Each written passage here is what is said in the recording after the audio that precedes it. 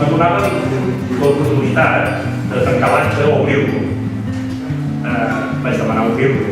La Carme molt gentilment m'ofereix a tancar i vaig demanar obrir-lo per una senzilla raó. Els 3-4 res que tinc aquí al costat són bons amics meus.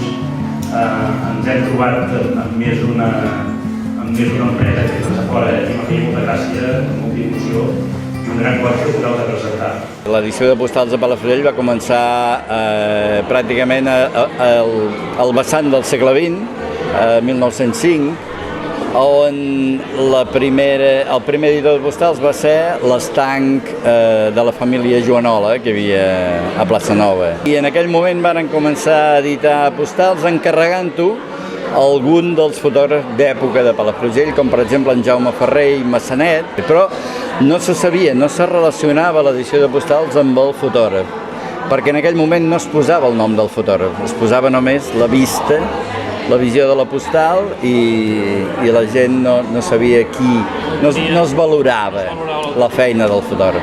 En realitat, la feina del fotògraf de postal sempre ha sigut poc valorada, és a dir, ha sigut com una mica menys tinguda per la resta de fotògrafs que d'alguna manera es consideren més artistes, entre cometes.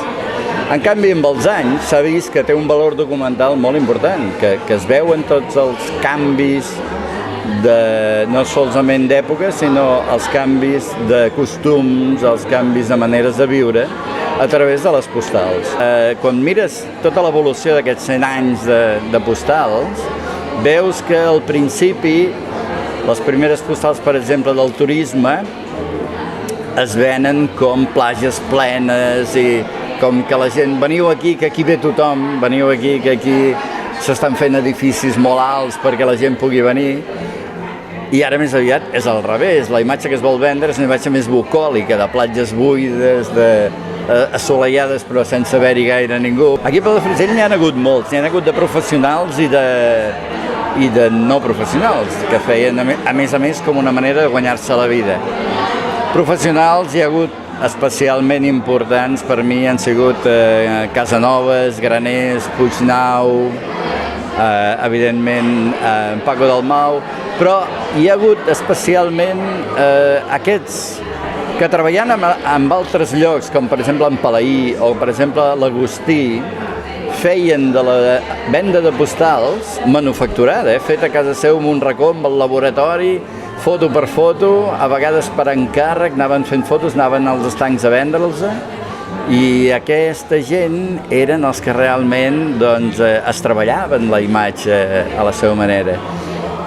Això va desaparèixer quan va arribar la indústria de les postals a l'engròs, aquestes grans editorials que feien edicions de 5-10.000 postals i els venien a tota la costa. Jo molt segurs us parlaré del fotògraf Pere Palai Esteve i de la meva mare també, que també feia postals. A veure, la història ve de que el meu pare, que va morir l'any 48, era molt i molt amic d'en Palaí i al morir va representar una mica econòmicament un desastre. Llavors, en Palaí va proposar a la meva mare, i en Palaí era banquer, i a la persona que li passava les lletres, de formar una mena de societat i fer postals.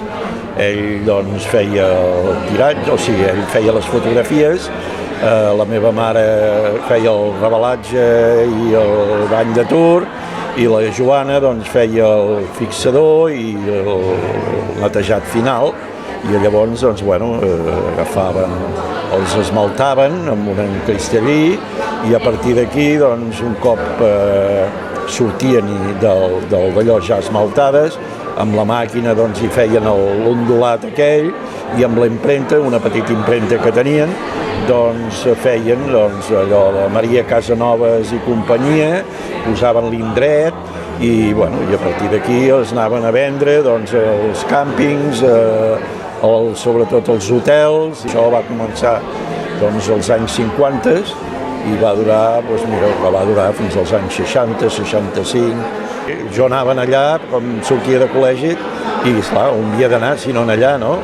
I allà veia el gran miracle, estaven allà i i veia com amb un líquid una mica groguenc li posaven un paper blanc i la imatge anava sortint i per mi era màgia allò. I bueno, fins que m'hi dormia gairebé i com anàvem a sopar. Realment ells, sobretot en Palaí, em va iniciar a la fotografia que ha perdurat durant molts i molts anys fins ara. Soc un col·leccionista empedernic de tot el que n'hi ha dos de diferents em faig la col·lecció i vaig començar a fer una col·lecció de postals com tothom suposo, de Sant Miquel del Fai, de Cadaqués i les excursions que feia a Camprodon amb els pares i això que tenia un contacte amb els postals. Estava treballant a Correus, hi havia l'Agustí, la de les seleccions fotogràfiques Agustí, i me va oferir per si li podia anar a vendre les fotos les postals que li havien quedat, perquè amb la industrialització tots aquests fotògrafs petits que hi havia als pobles es havien quedat amb els estocs a casa seu sense vendre i vaig començar així, vaig començar venent les rampoines que li quedaven de quan ell es dedicava a vendre postals. El problema que hi havia és que el fotògraf, el que venia de Barcelona normalment, que eren en Puigferran primer, després el seu fill, en Puig Vicente, després en Forns que li diuen de Sant Antoni, però aquell de Palafrugell, hi havia Sant Antoni. Aquests venien una vegada en tant a fer les fotos, quan els hi venia bé. I si venien de Barcelona feien una ruta, vol dir que el dia que arribaven aquí, si havia muntat el tablado de les Havaneres, doncs a les fotos hi surt el tablado de les Havaneres. I si feia mal temps, doncs sortia el que sortia. No podien quedar-se a fer-ho des d'aquí. I va ser llavors que em vaig decidir que si volia les coses que al meu gust me'ls havia de fer jo. I vaig començar a fer les fotos jo. El món de la postal, i encara porto 50 anys remenant-hi, té una clientela que busca unes coses concretes, que és aquella foto enquadrada, que es vegi allà on està passant les vacances, maca, i si vas a buscar coses artístiques ja pots plegar perquè no en vendràs ni una. El que sí hi ha és que vaig començar a fer fotos de racons i de llocs o dies amb una climatologia especial, o postes de sol, o sortides, o neu, o temporals, coses que normalment el fotògraf que venia de fora era molt difícil que ho encertés, que enganxés aquell dia concret. L'avantatge que hi ha del fotògraf local és aquest. Com va sortir el mòbil i els whatsapps i tot això, vaig dir, bueno, això s'ha acabat, un parell d'anys i fora. I ha passat com amb els llibres, hi ha una clientela que més o menys estable, que vol continuar enviant postals, continua volent que la mainada n'escrigui, bàsicament estrangers. La gent del país difícilment compra postals, però francesos, belgues, holandesos en compren moltes encara, i gent de totes les edats. El que estic una mica és en representació del meu pare, que malauradament no pot ser aquí perquè va morir fa uns mesos. Ell era l'autèntic fotògraf de postals, el que s'hi dedicava. És fundador i propietari de l'empresa Fis Escudero, la més gran empresa que hi ha hagut a l'estat espanyol sobre fotografia i postals. Venien postals d'arreu de Catalunya, de l'estat espanyol, d'Andorra, de Portugal, del Marroc, d'Egipte, vull dir, era una empresa molt important. La seva vida era la fotografia, aquest tipus de fotografia. Era incapaç de fer un retrat, era incapaç d'anar pel carrer i trobar una imatge típica, característica, com podia fer en Miseracs, que era un mestre per això. El meu pare feia paisatges, feia platges, muntanyes, feia monuments, feia museus per dins i per fora, feia catedrals i el que calgués. Viatjava tot l'any com tots els fotògrafs. Igual estava aquí, que estava a Andalusia, que estava a Galícia, que s'anava a Andorra o que s'anava a Portugal o a Canàries a fer postals, no? Què fèiem nosaltres a l'estiu? Fèiem la Costa Brava. Ens instal·làvem a Palamós i sortíem de bon matí, càmera, material i anar voltant, anar fent fotografies.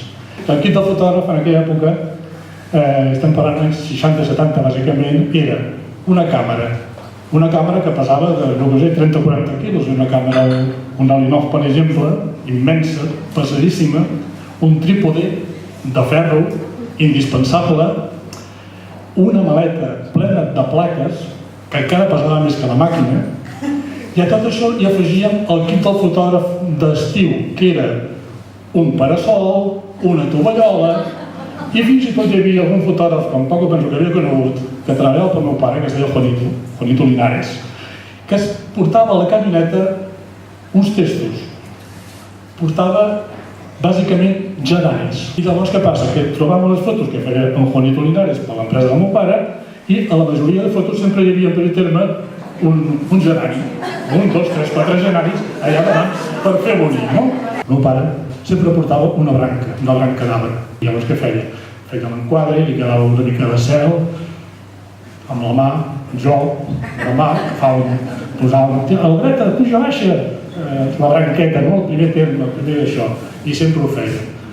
Una obra, una grua, impossible que una postal digués una grua d'obra amb un omega que se la construir per tot, la branqueta davant. En primer lloc, donar les gràcies als nostres convidats. Jo reprenc les paraules de l'alcalde. Gràcies, doncs, a en Maimí per la seva passió, gràcies, Enric, per la teva reflexió, gràcies, Paco, doncs, per la teva memòria i moltíssimes gràcies, Àlex, per aquesta història familiar i la de molts anònims, no? Perquè és un món totalment desconegut que avui hem tingut doncs, la sort doncs, de saber-ne més, d'aprendre doncs, com era un tema tan quotidià com les postals.